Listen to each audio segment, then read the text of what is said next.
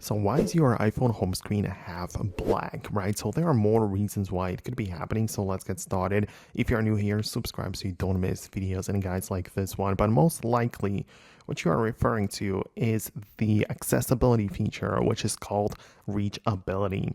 Sometimes it happens that your screen kind of looks like this, where half of it is literally black and unusable, and the screen just slides down like that. And it is not a glitch in the software or anything like that. It is literally a feature. As I said, it is called reachability, and it is triggered when you swipe it down like this at the bottom edge of the display, and it just kind of makes it go down, right? That is the official way to make it work, and it is designed with the intention of, for example, using the phone in one hand and having trouble reaching the top portions of the display with your thumb. So you activated the feature, and it's easier to reach.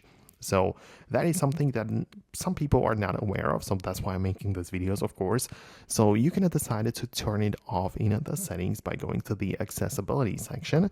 And in there, when you go to touch, we have literally the reachability section right there. It's literally just one toggle. So you can disable that, and then the feature is not going to be usable, or it's not going to work in that sense. So yeah, that's what you're going to do about it. I really hope that I was able to explain that. If there is something completely different going on in your situation, then let me know about that below in the comments.